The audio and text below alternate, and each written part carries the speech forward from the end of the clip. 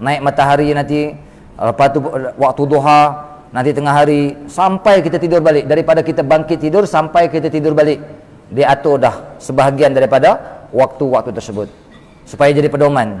Tengok susunan kitab Bidayatul Hidayah, ada dia atur. Jadi orang-orang sufi ni, dia suka mengatur waktu dia. Dia tetap, dan dia menjaga waktu.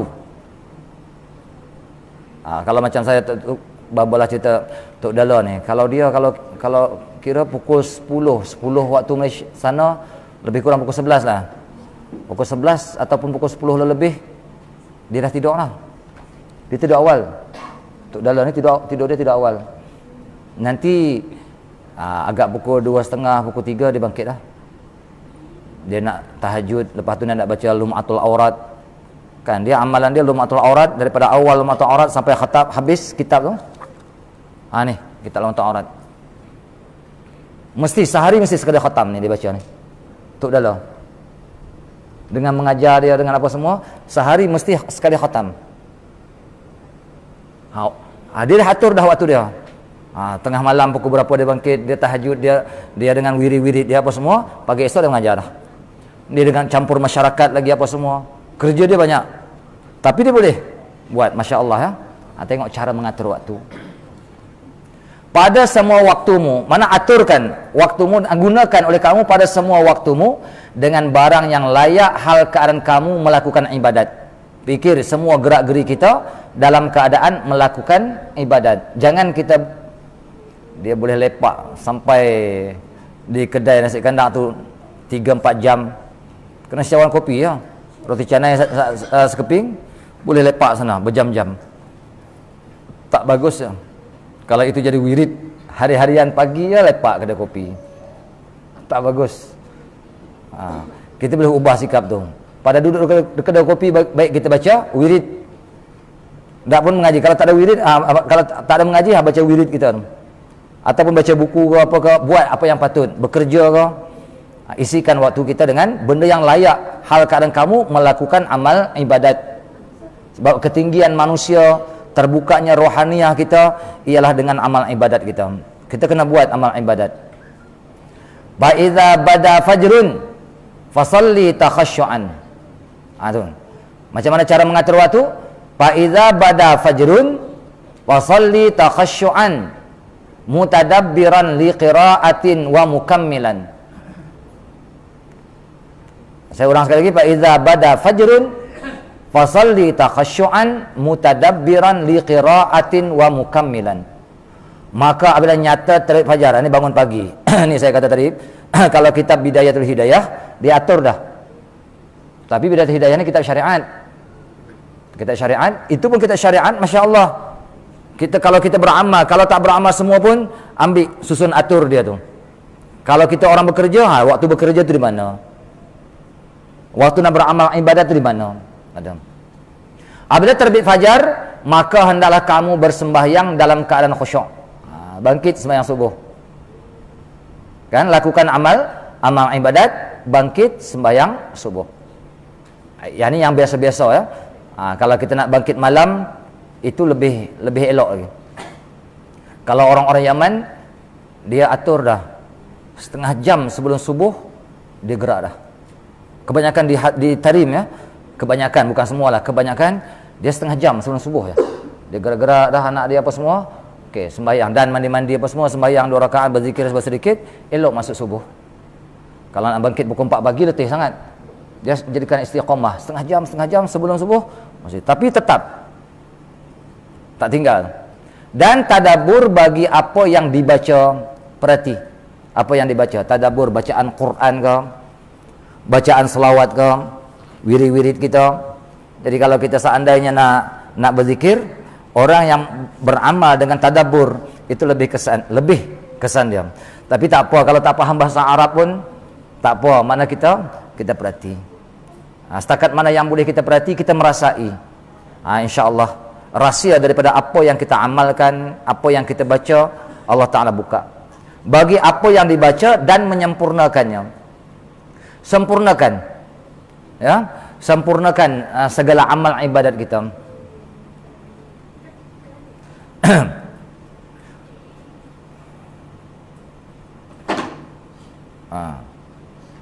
Wajahat litahaddurin fi salatika qalbaka. Wajahat litahaddurin fi salatika qalbaka juhdan balighan kai tanala fadailan lah. Wajahat litahaddurin fi salatika qalbaka juhdan balighan kai tanala fadailan. Apa maksud? Dan bersungguh-sungguh oleh kamu supaya dapat kamu hadirkan di dalam sembahyang kamu akan hati kamu. Macam mana hadir? Ya, ini khusyuk dalam sembahyang. Saya sebut khusyuk dalam sembahyang ada berapa dulu saya sebut? Ada 3. Khusyuk dalam sembahyang ni, kalau kita boleh beramal dengan 3 benda ni, dipanggil kita khusyuk dalam sembahyang. Pertama, istihdaru qalbi. Hadirkan hati kita. Ini yang dalam matan tadi nih, tahaddur tadi. Hadirkan hati. Yang kedua, tetapkan pandangan. Pandangan kita kena tetap. Yang ketiga, jangan banyak bergerak. Okey, hadir hati. Hadir hati, ulama apa? Nabi kata apa? Laisa lil ibadi salatun illa ma'uqila fiha. Tiada ada bagi hamba itu sembahyang. Allah Ta'ala tak iktibar sembahyang kita illa melainkan ma'uqila fiha, apa yang ia pikir, apa yang ia erti dalam sembahyang. Sembahyang ini lengkap. Nabi Muhammad, Nur Muhammad, bila Allah Ta'ala zuhirkan tajalli Allah Ta'ala, dah mengucap 2 kalimah syahadah kan, syahadat tauhid, syahadat rasul, apa yang Allah Ta'ala perintahkan? Sujud. Ada sebahagian ulama mengatakan 5.000 tahun. Kalau dalam Baharul Lahud 50.000 tahun. Nur Muhammad itu sujud. Dengan sujud tadilah Allah Ta'ala perintahkan sembahyang 5 waktu. Cerita dah awal-awal dah mengucap 2 kalimah syahadah, cerita dia sembahyang. Itu yang Nur Muhammad sujud selama 50.000 tahun. Disyariatkanlah untuk umat Nabi Muhammad sembahyang 5 waktu. Jadi mana? Hadir hati kita. Hadir hati kita dalam sembahyang. Dia tak dapat tidak melainkan jaga zikir ya. Tak dapat tidak melainkan kena jaga zikir. Dalam sembahyang tarik nafas hu, lepas Allah. Luar sembahyang tarik nafas Allah, lepas hu. Kan? Tarik nafas. Kita jangan ketika tarik jangan dibaca. Hu dalam hati. Lepas Allah, Allah, Allah. Ketika itu mulut kita baca. Yang ni bagi penumpuan. Hati kita pandang kepada qaba qausain, mata kita pandang di hidung. Hati kita pandang di qaba qausain. Kenapa qaba qausain? Dia qaba qausain di sini. Sebahagian orang berkata, ma'rifat Allah Ta'ala daripada sini ke atas ya. Daripada sini, leher ni ke atas. Tapi tempat terhenti di sini. Kan bila Allah Ta'ala perintahkan malaikat sujud kepada Nabi Adam, malaikat berbaris di belakang Nabi Adam. Kenapa? Kerana menghormati Nur Muhammad. Jadi yang dipandang cerita apa? Yang dikenal, yang dipandang itu Nur Muhammad. Allah Ta'ala pindahkan Nur Muhammad di dahi Nabi Adam nih, di sini, di dahi Nabi Adam. Itu yang malaikat berbaris di depan pula. Tidak, malaikat berbaris di belakang Nabi Adam. Bila berpindah di depan, malaikat memberi penghormatan. Nabi Adam tak nampak sebab di dahi dia. Perintahkan suruh pindahkan dekat kuku dia. Itu yang bila itu yang dipindahkan ke kuku Nabi Adam, cium. Itu yang kita sunat bila asyhadu anna Muhammadar Rasulullah, azan kan? Ya habibi wa qurrata aini, ya habibi wa qurrata aini. Wahai kekasih aku dan penyejuk mata hati aku. Nur Muhammad SAW lah. Kan kita cium. Itu tanda, ibarat macam sayang kita. Mana ada Nur Muhammad? Mana ada Nur Muhammad? Nampak tak? Tapi ini asar yang berlaku kepada Tok Nyang kita. Ada Nur Muhammad di sini? Mana ada? Tapi asar yang berlaku kepada, kesan yang berlaku kepada Tok Nyang kita Nabi Adam AS, kita anak cucu dia pandang di sini. Okey. Jaga zikir sampai habis, daripada mula kita sembahyang sampai habis kita beri salam. Tarik nafas hu, lepas nafas Allah. Cukup, jaga tu cukup dah. Lepas tu jangan banyak bergerak. Kan sahabat Nabi apa dah? Tetapkan pandangan. Pandangan kita di sini jangan, dan di sini. Di sini dan di sini. Dua ya. Kalau orang fiqh pandang tempat sujud. Sebab apa? Pandang tempat sujud pun lalu ke hidung juga. Nanti orang tanya kenapa hidung, Ustaz? Kalau orang tanya kenapa di hidung? Ini orang panggil kenyataan sifat hayat kita di mana? Di hidung. Kalau kita bernafas, hidup dah kita. Nyawa kenyataan bagi jantung, jantung kenyataan bagi roh, roh kenyataan bagi rahasia, rahasia kenyataan bagi wujudullah. Paham? Jadi mana? Pandang di situ. Jadi kenyataan sifat hayat. Kenapa hayat pula? Hayat itulah cerita wujud Allah. Nanti kalau orang tanya kenapa? Kalau pandang hidung sifat hayat. Kenapa hayat?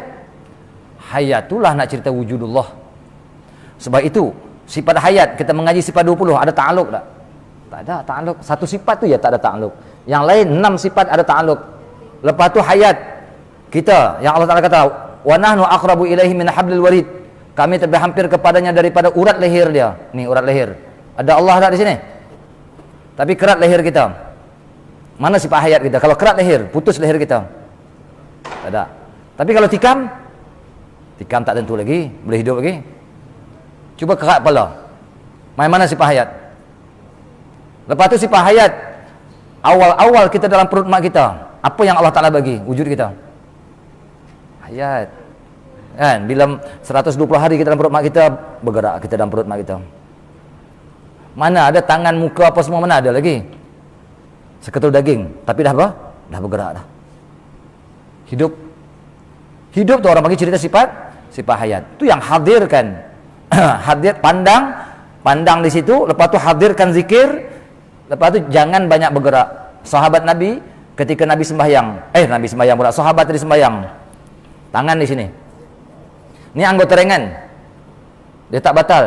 Nabi berkata pada Siti Aisyah, "Ya Aisyah, kalau orang ni khusyuk sembahyang dia, nescaya tetap anggota dia." Nabi kata macam tu. Jadi bermakna tangan dia tak tetap, bergerak-bergerak, itu membuktikan dia tak khusyuk sembahyang. Itu yang saya kata dalam sembahyang, cuba jaga 3 benda ni. Hadirkan hati, tetapkan pandangan, jangan banyak bergerak sangat. Bergerak yang tak perlulah. Kalau bergerak untuk rokok, untuk sujud, itu tak apa. Itulah orang panggil sebahagian daripada rahsia sembahyang. Itu yang dia kata tadi apa dah?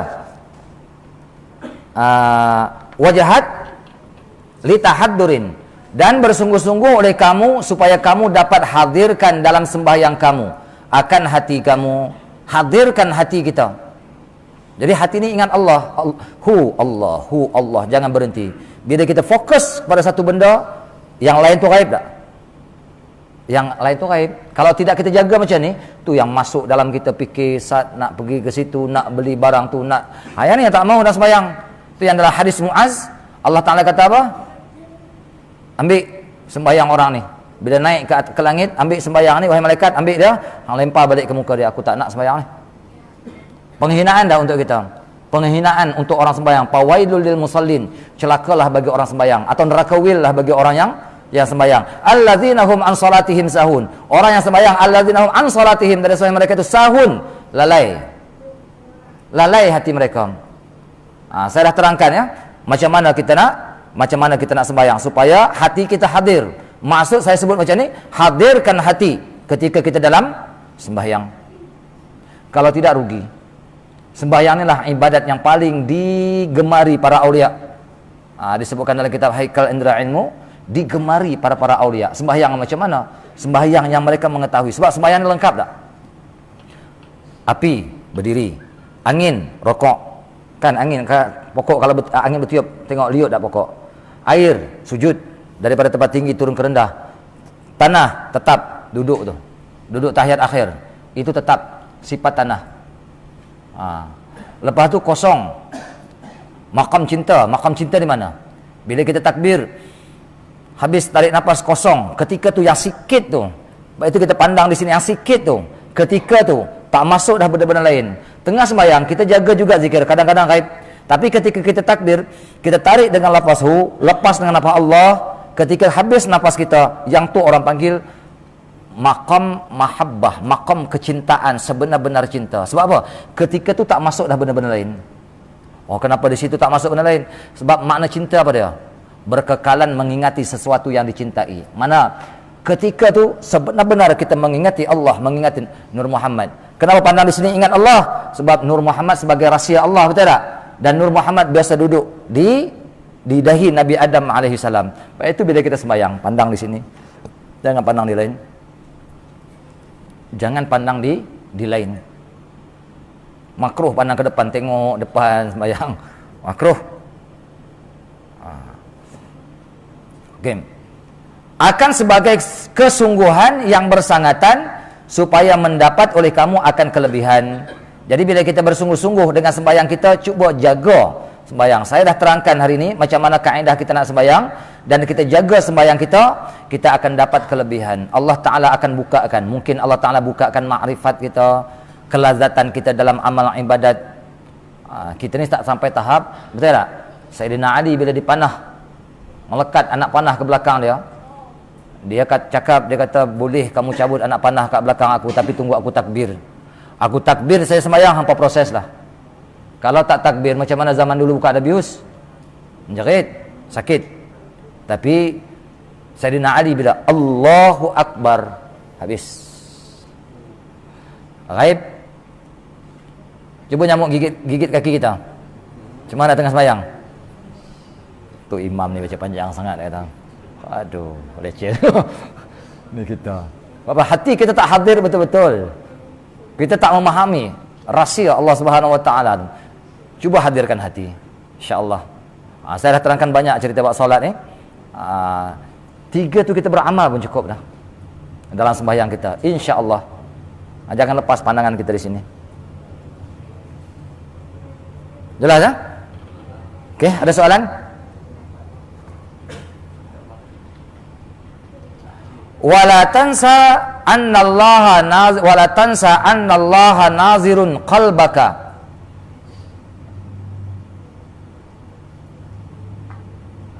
Wa hudurahu wa syuhudahu laka. Pala yaja'ala ya? Kelabu. Pala yaja'ala ke apa?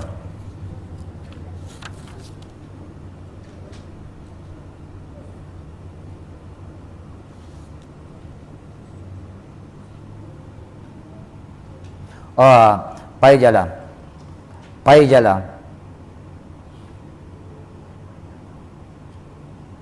Baca pai jala. Asal ijal. Jadi bila masuk pa jadi pai jala.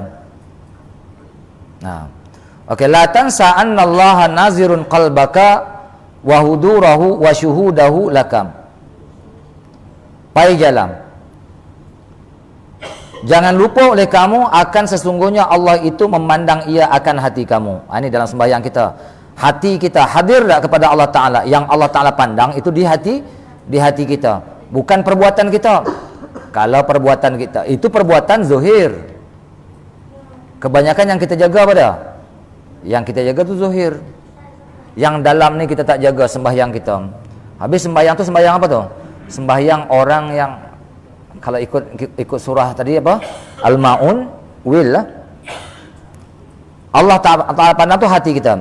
Dan jangan lupa akan hadirkannya dan persaksiannya bagi kamu. Maka takut oleh kamu. Jangan lupa kehadirannya. Hadir hati ni. Dan syuhudnya. Hadirnya, hadir Allah dan syuhudnya Allah Ta'ala bagi kamu. Pai jala, maka takut oleh kamu. Jadi bila orang memandang, orang bila dah kenal Allah Subhanahu Wa Taala, hati dah hadir kepada Allah Taala, dengan kalimat Allah, hati dia gemetar. Dia gemetar. Kenapa? Kerana memandang kepada kehebatan Allah Subhanahu Wa Taala. Kita bila disebutkan kalimah Allah, hati kita tak berasa. Kita jauh dengan Allah, sebab hati kita tak lembut, hati tak lunak dengan menyebut Allah. Sebahagian orang sebut Allah, dia bergegar dah. Dia bergegar. Kenapa? Sambutan daripada hati dia. Kan? Manusia sama manusia. Mana? Manusia sama manusia. Mim, ni Muhammad, ni Muhammad. Betul tak? Ni Muhammad, ni Muhammad. Yang batin, ni Ahmad, ni pun Ahmad juga.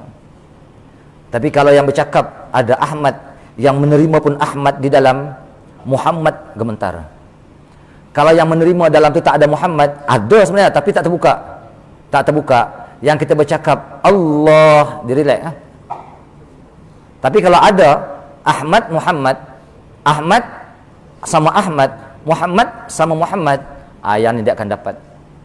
Tu orang panggil datang mengaji, jadikan diri kita besi. Jadikan besi. Kalau guru tu orang panggil magnet, besi berani dia. Dia tarik tak? Dia tarik. Kenapa dia tarik? Sebab Ahmad dalam diri masing-masing ni. Dan dalam diri masing-masing ada tak Ahmad ni? Roh kita yang daripada percikan Nur Muhammad tadi. Sebab itu dia ada rasa. Oh, saya ustaz sebut tak ada rasa apa ustaz? Jangan katakan saya. Ya. Kita fikir kenapa kita tak mengenali sebenar Muhammad dan kita jarang berselawat kepada Nabi Muhammad. Sebab itu kita relax, tak ada rasa apa pun. Cuba kita berzikir. Cuba kita menghayati, mengenali siapa dia? Muhammad tadi, Nur Muhammad sallallahu alaihi wasallam. Baru kita akan rasa. Habis. La tatrukan najama'atan qad fuddilat. La tatrukan najama'atan qad fuddilat bis-sab'i wal 'ishrina min fadlin ala. Min fadlin ala. La tatrukan najama'atan qad fuddilat bis-sab'i wal 'ishrina min fadlin ala. Sesungguhnya jangan meninggal oleh kamu akan sembahyang berjamaah. Ini semua ni cara mengurus waktu lah. Kalau ada sembahyang berjamaah bangun pagi, mampu sembahyang berjamaah, hadirkan diri kita untuk melakukan sembahyang berjamaah. Jangan tinggal. Dia ada kekuatan.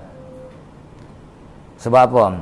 Tapi yalah, segi syariahnya tak kisahlah tu imam macam mana pun, yang penting ikut. Kalau orang sebenarnya imam ni benda besar tak? Benda besar tak imam? Benda besar. Imam ni benda besar. Dia di depan. Kalau imam di sini dia ada pengenalan, ya, pengenalan hati kepada Allah, dan dia membaca dengan pengenalan dia kepada Allah. Terus terang saya kata, kalau macam di Yaman, di Darul Mustafa Habib Umar ni, kalau bulan Ramadan nak tengok orang pengsan, orang menjerit, orang menangis, boleh tengoklah. Dia baca ayat Quran, tumbang pengsan terus. Tarawih tu. Sebab apa? Sebab charge daripada dia tu, dia charge semua ke siapa-siapa yang sembahyang sekali ikut dia. Dia rasa. Dia baca ayat Quran tu, kita tak boleh nak duduk dah. Kadang-kadang yang dengar tu bukan faham, tapi tak boleh nak duduk dah kita. Dia bergegar dalamannya. Kenapa? Dia membaca daripada jiwa dia. Daripada jiwa dia membaca tu, bukan daripada hawa dia. Kita syok layan suara kita sedap. Betul tak? Kita syok layan suara kita sedap bagi orang lain dengar. Sebab itu kadang-kadang kita jadi makmum meluat. Dia tak ada rasa. Yang dia baca Habib Umar bukan suara sedap. Suara orang Yaman lah. Orang Yaman tengok cara dia. Dia tak sedap suara dia. Tapi Masya Allah, jangan buat main. Itu daripada hati dia baca. Jadi maksud saya apa dah? Sembahyang berjamaah. Sepatutnya kalau sebenar imam dia, kalau dah tempat kita ni tak ada, takat mana yang ada je lah kan. Kita pakai dia kan? Takat mana yang ada je lah. Takat mana yang boleh. Tapi saya kata, sembahyang berjamaah, kalau yang di depan tu yang naik, orang yang hebat, orang yang mengenal Allah Subhanahu Wa Taala, dia akan bawa ni. Yang sembahyang sekali dia ada hubungan tu di belakang dia ni. Tu jangan tinggal sembahyang berjamaah. Kalau tak ada tahu, kebaikan sembahyang berjamaah ala kulli hari tetap lebih. Cuba kalau ada peluang. Sekarang saya tak tahulah, kalau dulu masa saya mengaji macam itulah keadaan. Tiap-tiap tahun bulan Ramadan boleh tengok lah. Baca satu malam 2 juzuk Quran untuk tarawih. Hari lain dia biasa-biasa ya, tapi tarawih ni sebab baca ayat Quran panjang kan, dengan jiwa dia baca, tak tahan lah.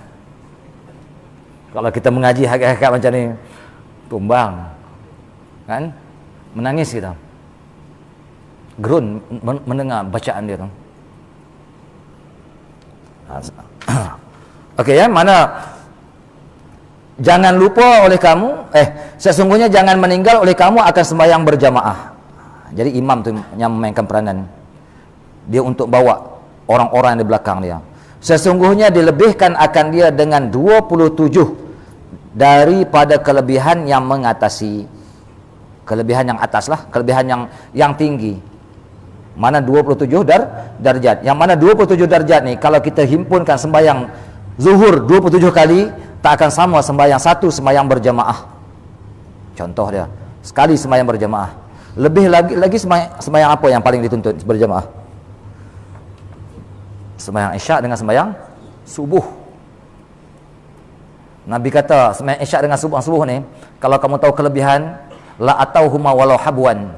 Kalau kamu tahu kelebihan sembahyang subuh, sembahyang Isyak berjamaah, la atauhuma walau habwan. Nescaya kamu akan datang walaupun dalam keadaan merangkak. Merangkak kita nak pergi sembahyang berjamaah sembahyang subuh ni, sampaikan juga sembahyang berjamaah. Itu kelebihan. Tapi yang banyak kita ni sembahyang apa? Maghrib ya. Maghrib paling last. Maghrib paling last. Yang kita banyak maghrib lah, kita ambil paling last. Isyak hilang dah. Ngaji pun tak mau. Subuh lagi tak ada. Itu payah. Yang paling lebih di antara sembahyang berjamaah 2 waktu ni.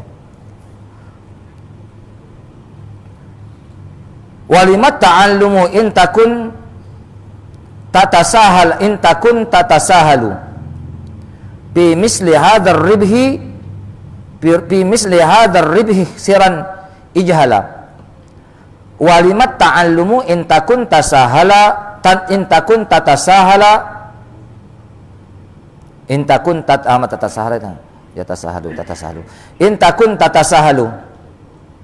bi misli hadzal ribhi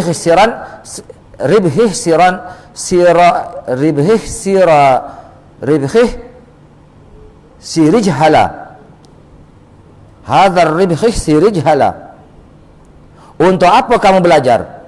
Jika adalah kamu bermudah-mudah belajar tinggi-tinggi, tapi bermudah-mudah pada umpama ini keuntungan, kelebihan sembahyang berjamaah, hal karena kamu orang yang paling rugi dan paling jahil. Mengaji tinggi-tinggi banyak-banyak, tapi sembahyang berjamaah tak mau. Tok Dala murid dia. Tok Dala dia kata nak mengaji pondok aku boleh, dia kata. Tapi kena bayar dua mahar. Mahar ni wajib bayar, dia kata. Kalau tak bayar tak boleh ngaji pondok aku. Yang pertama dia kata, wajib hadir ketika pengajian. Mana-mana pengajian kena datang. Yang kedua, sembahyang berjamaah tak boleh tinggal. 2 ni saja dipegang. Itu mahar, mas kawin. Mas kawin nak mengaji mahar nak mengaji di pondok dia. Sembahyang berjamaah dengan kelas pengajian. 2 ni jangan tinggal, dia kata. Dia didik awal-awal lagi dah. Jadi pelajar dia terdidik dah. Sampai masa sembahyang berjamaah. Batu waktu pengajian. Pada pihak apa? Jaga lebih kelebihan sembahyang berjamaah. Tidak ngaji apa tinggi-tinggi. Walimat ta'allum. Ni kerana apa mengaji tinggi-tinggi banyak-banyak? Sedangkan kamu bermudah-mudah dengan benda kelebihan yang tinggi ini. Ulama kata rugi. Jadi cuba kita ubahkan fikir macam mana cara kita nak ada kekuatan untuk melakukan sembahyang berjamaah. Summastaghil birwirdi wallahu alam. Cukuplah. Summastaghir. Jadi kita tengok ke depan. Dah kita sembahyang berjamaah, sibukkan dengan wirid pula. Jadi kita dah banyak amalan ya. InsyaAllah bulan kita akan buat InsyaAllah pada saya bagi saja amalan sekarang ya. Maksud saya bagi supaya apa? Supaya mudah beramal. Banyak amalan wirid. InsyaAllah pada hari Isra Mi'raj kita akan bagi hizib bahar, hizib nawawi dengan ratib haddad supaya dapat beramal. Bulan Ramadan kita bawa dalail khairat. Jadi masing-masing banyak dah amalan tersebut, jadikan wirid amalan. Ini semua ada ni dalamnya. Kan wirid, ratib haddad, hizib nawawi, hizib bahar, insya-Allah ya. Jadi itulah setakat yang dapat saya sampaikan. Jadi beritahu kawan-kawan kita minggu depan pengajian kita tangguh selama 2 minggu ya, 2 minggu ya. 2 minggu hari Selasa kita tak ada mengaji. Hari Jumaat pagi Jumaat ni yang dekat ni ada lagi pengajian. Sebab saya hari Isnin nak bergerak dah. 20. Hari Isnin lah. 20 hari bulan. Sabtu ni ada di Tikam Batu ada, Sabtu ni ada insya-Allah. Saya hari Isnin. Wallahu alam. Insya-Allah yang mana benar daripada Allah Subhanahu wa taala, yang mana kekurangan daripada kelemahan saya sendiri saya mohon maafan. Wabillahi taufiq wal hidayah. Wassalamualaikum warahmatullahi wabarakatuh. Bismillahirrahmanirrahim. Alhamdulillahirabbil alamin wassalatu wassalamu ala asyrafil anbiya'i wal mursalin wa ala alihi wa sahbihi ajma'in. Allahumma ftah alaina futuhal arifin bihikmatika wa anshur alaina rahmatika ya dzal jalali wal ikram. Wa nas'aluka 'ilmal khaifina inabatal mukhbitin tawbatas sadiqin syukras sabirin. Wa nas'aluka bin nuri wajhika alladhi malaraka na'rashika an tazra'a fi qulubina ma'rifataka hatta na'rifaka haqqa ma'rifatik. Rabbana atina fid dunya hasanatan wa fil akhirati hasanatan wa qina 'adzabannar. Wa sallallahu ala sayyidina Muhammad wa ala alihi wa sahbihi wasallam. Alhamdulillahirabbil alamin.